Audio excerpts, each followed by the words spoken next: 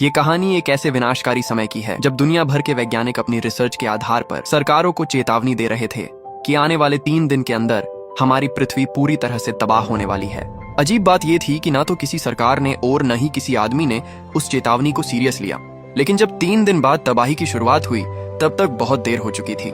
कहानी की शुरुआत साल 2009 से होती है, जहां भारत की एक तांबे की खान में जो जमीन के लगभग 3000 मीटर नीचे थी, वैज्ञानिक ब्रह्मांड से आने वाले कणों का अध्ययन कर रहे थे। खान इतनी गहराई में होने के कारण वहां ज्यादातर किरणें नहीं जाती थीं, लेकिन न्यूट्रिनो नाम के कण इतनी गहराई में भी चले जाते थे। इसलिए वहां उसी जगह न्यूट्रिनो ऑब्जर्वेशन सेंटर बनाया गया था। तभी एक अमेरिकी भूवैज्ञानिक को तुरंत भारत बुलाया गया। उसके भारतीय दोस्त ने बताया कि पिछले हफ्ते इतिहास का सबसे बड़ा सोलर फ्लेयर फूटा है। सूरज से भारी मात्रा में प्लाज्मा निकला, जिससे पृथ्वी पर न्यूट्रिनो की मात्रा अचानक बढ़ गई और उनमें बदलाव आ गया। इसका असर पृथ्वी के अंदर तक पहुंचा और पृथ्वी के कोर का तापमान लगातार बढ़ने लगा। सीधी भाषा में समझो तो जैसे सूरज ने छींक मारी और वायरस फैल गया, और वो वायरस पृथ्वी को बीमार कर रहा है। अब पृथ्वी एक भयानक बीमारी की तरफ बढ़ रही थी। भूवैज्ञानिक तुरंत अमेरिका लौटा और व्हाइट हाउस के चीफ को सारी रिपोर्ट दिखाई। चीफ ने 1 सेकंड भी बर्बाद नहीं किया और उसे सीधे राष्ट्रपति के पास ले गया। कुछ महीनों बाद कोलंबिया में हुए G8 समिट में अमेरिकी राष्ट्रपति ने यह खुलासा किया कि दुनिया पर बहुत बड़ी आपदा आने वाली है। विशेषज्ञों के मुताबिक जल्द ही एक महाप्रलय आएगा और पूरी धरती पानी में डूब जाएगी। इससे बचने के लिए 8 देशों ने मिलकर आर्क प्लान बनाया। सबसे बेहतरीन इंजीनियरिंग क्षमता होने के कारण चीन को विशाल जहाज बनाने की जिम्मेदारी दी गई। अमेरिका और बाकी देश पैसे और संसाधन जुटाने में लग गए। और पैसा कैसे जुटाया गया? बहुत आसान। एक टिकट की कीमत 1 अरब यूरो। जिसे खरीदना है खरीदो। लेकिन आम लोगों को इस प्लान के बारे में कुछ भी पता नहीं था। उनके लिए दुनिया वैसी ही थी जैसी हमेशा से थी। जैसे जैक्सन के लिए, उसके लिए जिंदगी अब भी वही थी। देर तक सोना, आराम से उठना। फर्क बस इतना था कि उस दिन वो सच में देर से उठा था। जैक्सन एक लेखक था जिसने अपनी जिंदगी में सिर्फ 400 किताबें बेची थी। उसकी पत्नी उससे तलाक ले चुकी थी। उस दिन वह जल्दी जल्दी अपनी एक्स वाइफ के घर पहुंचा क्योंकि उसे बच्चों को कैंपिंग पर ले जाना था। बच्चे उसका इंतजार कर रहे थे। हंसी मजाक के बीच वह बच्चों को लेकर निकल पड़ा और पहुंचा येलोस्टोन नेशनल पार्क, जो अमेरिका के वायोमिंग राज्य में स्थित है और दुनिया के सबसे बड़े ज्वालामुखी क्रेटरों में से एक है। यह ज्वालामुखी 70,000 साल से नहीं फटा था। लेकिन वहां पहुंचकर जैक्सन ने देखा कि ऊपर से हेलीकॉप्टर उड़ रहे हैं। उसने ज्यादा ध्यान नहीं दिया। जब वह बच्चों को पुराने झील वाले इलाके में ले गया तो पाया कि झील पूरी तरह सूख चुकी है और जो थोड़ा बहुत पानी बचा है वो उबल रहा है। ऐसा लग रहा था जैसे येलोस्टोन का सुपर वोल्केनो जाग रहा हो। अचानक अमेरिकी सेना के जवान वहां पहुंचे। पता चला पूरा पार्क सेना ने सील कर रखा है। उन्हें बिना कुछ समझाए एक अस्थायी कैंप में ले जाया गया, जहां दुनिया के टॉप वैज्ञानिक मौजूद थे। वही डॉक्टर भी वहां था जिसने पहले रिपोर्ट दी थी। हैरानी की बात यह थी कि डॉक्टर जैक्सन को पहचानता था। वह उसकी किताबों का फैन था। उसकी मदद से सेना ने उन्हें छोड़ दिया। लेकिन जैसे ही जैक्सन वहां से गया, वैज्ञानिकों ने नए डेटा का विश्लेषण किया और एक डरावना निष्कर्ष निकाला। पृथ्वी के कोर का तापमान तेजी से बढ़ रहा है। दुनिया का अंत अब 21 दिसंबर 2012 को ही होगा। ठीक वैसा ही जैसा माया भविष्यवाणी में कहा गया था। और अब सिर्फ 3 दिन बचे थे। तुरंत आर्क प्लान शुरू कर दिया गया। वापसी में जैक्सन की मुलाकात एक अजीब आदमी से हुई जो रेडियो होस्ट था और दुनिया के अंत की बातें करता था। उसने सेना की गतिविधियों से कुछ राज जान ली थे। उसने जैक्सन को बताया कि दुनिया खत्म होने वाली है और विशाल जहाज बनाए गए हैं। पहले तो जैक्सन ने उसे पागल समझा, लेकिन जब वह एयरपोर्ट पहुंचा और टिकट और बड़ा जहाज जैसी बातें सुनी तो उसका दिमाग घूम गया। तभी जमीन में दरार पड़ी। हाल के भूकंप याद आए। शायद वो पागल सच कह रहा था। जैक्सन ने अपनी सारी बचत लगाकर एक छोटे विमान को किराए पर लिया और तेजी से अपनी एक्स वाइफ के घर पहुंचा। उधर घर में सब लोग आराम से खाना खा रहे थे और न्यूज पर चर्चा कर रहे थे। तभी जैक्सन पहुंचा और चिल्लाकर सबको गाड़ी में बैठाया। अगले ही पल घर धराशायी हो गया। जमीन समुद्र की लहरों की तरह उठने लगी। पूरी धरती फट रही थी। आगे सड़क पर 2 बुजुर्ग महिलाएं धीरे धीरे गाड़ी चला रही थीं। जैक्सन बुरी तरह घबरा गया और गाड़ी को साइड से निकालकर आगे बढ़ा। हाईवे टूट रहा था। एक तेल टैंकर गिरकर पेट्रोल पंप से टकरा गया और विस्फोट हो गया। जमीन धंस रही थी। किसी तरह वह टूटती सड़कों के बीच से निकल गया। आगे एक कांच की इमारत रास्ता रोक रही थी। उसने एक्सेलरेटर दबाया और इमारत के अंदर से गाड़ी निकाल दी। किसी तरह वे एयरपोर्ट पहुंचे, लेकिन पायलट मर चुका था। किस्मत से एक्स वाइफ का नया पति थोड़ा बहुत विमान उड़ाना जानता था। रनवे टूटने से पहले विमान उड़ गया। नीचे जमीन फट रही थी। शहर समुद्र में फिसल रहे थे। चीखें, ढहती इमारतें, टूटती रेलगाड़ियां, सब कुछ प्रलय का संगीत लग रहा था। जब विमान सुरक्षित ऊंचाई पर पहुंचा, उन्होंने पीछे मुड़कर देखा। पूरा महाद्वीप झुककर समुद्र में डूब रहा था।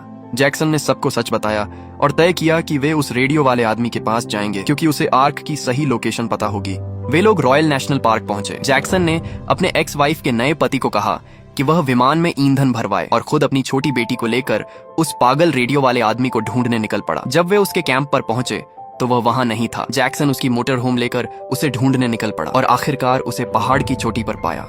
वह रेडियो होस्ट अपने उपकरणों के साथ लाइव प्रसारण कर रहा था। जैक्सन ने घबराकर आर्क की लोकेशन पूछी। तब पता चला कि नक्शा उसकी गाड़ी में रखा है। इसी बीच दूर जमीन में हलचल शुरू हो गई। 70,000 साल से सोया हुआ सुपर ज्वालामुखी अब फटने वाला था। जैक्सन ने बेटी को लेकर भागना शुरू किया, लेकिन वह रेडियो वाला वहीं रुक गया। वह इस ऐतिहासिक पल को लाइव दिखाना चाहता था और फिर भयानक धमाके के साथ ज्वालामुखी फट पड़ा। उसका विस्फोट परमाणु बम जैसा था। कई किलोमीटर दूर तक झटका महसूस हुआ। वह रेडियो होस्ट अपने जीवन का आखिरी प्रसारण कर रहा था। आखिर में एक विशाल चट्टान गिरकर उसे कुचल देती है। उधर जैक्सन अपनी बेटी के साथ आग और लावा की बारिश में जान बचाकर भाग रहा था। एक लावे का टुकड़ा गाड़ी के पिछले हिस्से को छू गया और पूरा पिछला हिस्सा पिघल गया।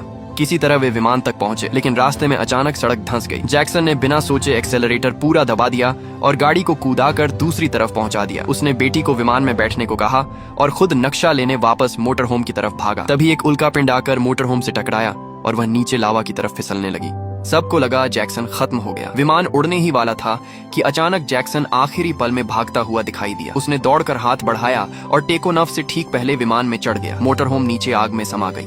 अब उन्होंने नक्शा देखा। आर्क चीन के तिब्बत में था। उनके छोटे विमान से वहां तक पहुंचना नामुमकिन था, इसलिए वे पास के एक बड़े एयरपोर्ट की तरफ मुड़े, जहां एक रनवे अभी भी बचा हुआ था। वहां पहुंचकर जैक्सन की मुलाकात अपने अमीर बॉस से हुई। उसके बॉस के पास प्राइवेट जेट था, लेकिन एक को पायलट की कमी थी।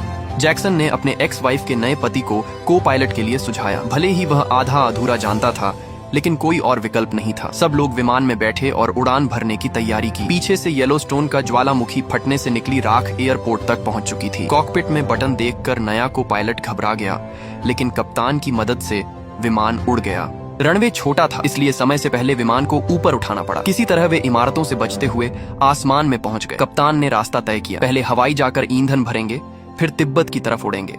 लेकिन जब वे हवाई पहुंचे तो वहां सब कुछ आग में जल रहा था। लावा सड़कों पर बह रहा था। जो जगह कभी पर्यटन का स्वर्ग थी, वह नरक बन चुकी थी। ईंधन भरने का सवाल ही नहीं था। मजबूरी में कप्तान ने फैसला किया कि जितना ईंधन बचा है उसी में तिब्बत तक उड़ेंगे। किस्मत से प्लेट टेक्टोनिक बदलाव के कारण महाद्वीप खिसक चुके थे और दूरी कम हो गई थी। वे सच में तिब्बत पहुंच गए, लेकिन तभी दोनों इंजन फेल होने लगे। कप्तान ने सामने दिख रही बर्फीली घाटी में इमरजेंसी लैंडिंग का फैसला किया। उसने सबको कहा कि वे पीछे कार्गो होल्ड में जाकर एक कार में बैठ जाएं और दरवाजा खुलते ही बाहर निकल जाएं। वह खुद विमान को कंट्रोल करता रहा। जैसे ही दरवाजा खुला, वे कार सहित नीचे बर्फ पर फिसलते हुए निकल गए। कप्तान ने आखिरी दम तक विमान को कंट्रोल किया और उसे खाई से पहले रोक दिया, लेकिन अगले ही पल विमान फट गया। उसने अपनी जान देकर बाकी सबको बचा लिया। कुछ देर बाद उन्होंने देखा कि हेलीकॉप्टर जानवरों को आर्क की तरफ ले जा रहे हैं। एक हेलीकॉप्टर ने उन्हें देख लिया। सैनिक उतरे और पूछा, किसके पास टिकट है? बॉस ने अपने और अपने 2 बेटों के टिकट दिखाए। अपनी गर्लफ्रेंड के लिए उसने माफी मांगी। टिकट बहुत महंगा था। जैक्सन और उसका परिवार बेबस खड़े रहे, जबकि बॉस हेलीकॉप्टर में बैठकर चला गया। उधर वैज्ञानिक और दुनिया के नेता पहले ही तिब्बत पहुंच चुके थे। आर्क हिमालय की पहाड़ियों में बनाई गई थी। 9 में से 6 आर्क ही बन पाई थी, लेकिन चीन की तेज निर्माण क्षमता देखकर सब हैरान थे। इधर जैक्सन और बाकी लोग पहाड़ों में पैदल चल रहे थे। तभी उन्हें एक ट्रक दिखा। उसे एक युवा भिक्षु चला रहा था। साथ में उसकी माँ थी। भाषा अलग थी, लेकिन उसने उन्हें लिफ्ट दे दी। और हैरानी की बात, वे भी आर्क की तरफ जा रहे थे। उस भिक्षु का भाई आर्क में काम करता था और उसे एक गुप्त रास्ता पता था जिससे अंदर जाया जा सकता था, लेकिन उसका भाई किसी को साथ ले जाने के खिलाफ था। वह सिर्फ खुद को बचाना चाहता था। जैक्सन की एक्स वाइफ ने रोकर कम से कम बच्चों को ले जाने की विनती की, लेकिन वह नहीं माना। आखिर में भिक्षु की माँ ने कहा, एक माँ होने के नाते वह दूसरी माँ का दर्द समझती है। उसने सबको साथ ले जाने का फैसला किया। उधर आर्क के अंदर खबर आई कि सुनामी तय समय से पहले आ रही है। सिर्फ 28 मिनट 10 सेकंड बचे थे। नेताओं ने फैसला किया, जो नीचे बचे हैं उन्हें छोड़कर दरवाजे बंद कर दो। नीचे प्लेटफॉर्म पर बॉस को शक हुआ। उसने गुस्से में टिकट चेक करने वाले को गिराया और बाकी लोगों के साथ दौड़ पड़ा, लेकिन दरवाजे बंद हो चुके थे। भगदड़ मच गई। कई लोग खाई में गिर गए। बॉस किसी तरह अपने बेटों के साथ एक प्लेटफॉर्म पर बच गया। उधर जैक्सन और बाकी लोग गुप्त रास्ते से आर्क नंबर 4 में घुसने की कोशिश कर रहे थे। वे वेंटिलेशन शाफ्ट से अंदर जा रहे थे। उसी वक्त नीचे खड़ा बॉस उन्हें देख लेता है। आर्क के कंट्रोल रूम में वैज्ञानिक ये सब देख रहे थे। डॉक्टर का दिल पिघल गया। उसने नेताओं से कहा, अगर हम इस वक्त दूसरों के लिए नहीं खड़े हुए तो इंसानियत खत्म हो जाएगी। आखिरकार दरवाजे दोबारा खोलने का आदेश दिया गया, लेकिन यही फैसला जैक्सन के परिवार के लिए खतरा बन गया। वे उसी हाइड्रोलिक गेट के अंदर थे। जैसे ही सिस्टम चालू हुआ, भारी मशीनरी गिरने लगी। एक्स वाइफ का पति और भिक्षु का भाई गियर में फंस गए। एक्स वाइफ का पति वहीं कुचल गया। भिक्षु का भाई अपनी एक टांग गंवा कर बचा। तभी गिरा हुआ ड्रिल मशीन गियर में फंस गया और मशीन रुक गई। दोनों की जान बच गई। दरवाजे खुलते ही लोग खुशी से अंदर दौड़े। बॉस प्लेटफॉर्म पर फंस गया। जब दरवाजा दोबारा बंद होने लगा तो उसने अपने दोनों बेटों को ऊपर धकेल दिया, लेकिन खुद खाई में गिर गया। वह अच्छा इंसान नहीं था, लेकिन एक अच्छा पिता जरूर था। अब सिर्फ 4 मिनट बचे थे। दूर एक बूढ़ा भिक्षु पहाड़ पर बैठा ध्यान कर रहा था। उसने विशाल लहरों को हिमालय पार करते देखा। वह उठा, मंदिर की घंटी बजाई जैसे दुनिया के अंत की अंतिम आवाज, और अगले ही पल वह भी पानी में समा गया। अब हालात बिल्कुल बेकाबू हो चुके थे। डॉक्टर कंट्रोल रूम में खड़ा था और दरवाजा बंद करवाने की कोशिश कर रहा था, लेकिन अचानक पता चला कि दरवाजे का गियर जाम हो गया है। मॉनिटर पर उसने देखा कि जैक्सन और उसका परिवार किसी तरह आर्क के अंदर घुस आए हैं, लेकिन अब कुछ करने का समय नहीं था। विशाल सुनामी सीधे आर्क की तरफ बढ़ रही थी।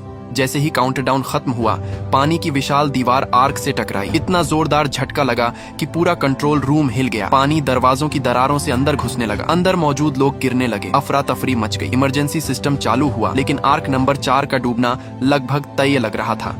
इसी संकट में डॉक्टर तुरंत उस निचले कंपार्टमेंट की ओर भागा, लेकिन सेफ्टी लॉक के कारण वह खुद अंदर नहीं जा सकता था। उसने मॉनिटर के जरिए जैक्सन से संपर्क किया। अब पूरे जहाज की किस्मत जैक्सन के हाथ में थी। अगर गियर से फंसी मशीन हटेगी नहीं तो दरवाजा बंद नहीं होगा और जहाज डूब जाएगा। जैक्सन ने गहरी सांस ली और पानी से भरे कंपार्टमेंट में कूद गया। पूरा कमरा पानी में डूब चुका था।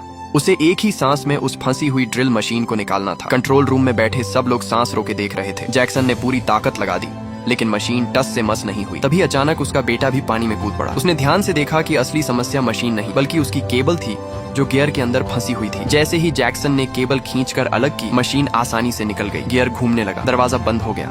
तुरंत कंट्रोल रूम ने इंजन फुल पावर पर चालू कर दिया। जहाज के प्रोपेलर पूरी ताकत से घूमने लगे। आर्क ने काला धुआं छोड़ा और पूरी ताकत से आगे बढ़ी। सामने हिमालय की ऊंची चट्टानें थीं। कुछ सेकंड के लिए लगा कि जहाज टकरा जाएगा, लेकिन आखिरकार उसकी रफ्तार कम हुई और वह सुरक्षित रुक गया। जैक्सन पानी से बाहर निकला तो कंट्रोल रूम में खुशी की लहर दौड़ गई। किसी एक इंसान ने नहीं बल्कि पूरी मानवता ने मिलकर इस आपदा को हराया था। यह किसी एक हीरो की कहानी नहीं थी, यह इंसानियत की जीत थी। एक दिन बाद जहाज के अंदर भरा पानी निकाल दिया गया। डॉक्टर ने पाया कि यह महाप्रलय जितनी तेजी से आया था उतनी ही तेजी से पानी उतर भी गया। और सबसे हैरान कर देने वाली बात यह थी कि पृथ्वी की प्लेटों के खिसकने से अफ्रीका महाद्वीप करीब 7000 फीट ऊपर उठ चुका था। दक्षिण अफ्रीका का ड्रकेंसबर्ग माउंटेन्स अब दुनिया की सबसे ऊंची जगह बन चुका था, जिसने हिमालयस को पीछे छोड़ दिया। अफ्रीका अब नई उम्मीद की धरती बनने वाला था। जब आर्क का ऊपरी दरवाजा खुला तो सुनहरी धूप हर किसी पर पड़ी। ऐसा लगा जैसे प्रकृति ने खुद उन्हें दोबारा जीवन दिया हो। बचे हुए लोग डेक पर आ गए। आसमान बिल्कुल साफ था, जैसे उसे इस महाप्रलय ने धो दिया हो। जैक्सन की बेटी ने धीरे से पूछा, हम घर कब जाएंगे? जैक्सन ने उसकी तरफ देखा। उसके चेहरे पर थकान थी, लेकिन आंखों में उम्मीद। उसने शांत स्वर में कहा, अब हम वहीं जाएंगे जहां हम नया घर बनाएंगे। और यहीं पर इस महाविनाश की कहानी खत्म होती है। दुनिया खत्म नहीं हुई थी, बल्कि एक नई दुनिया की शुरुआत हुई थी।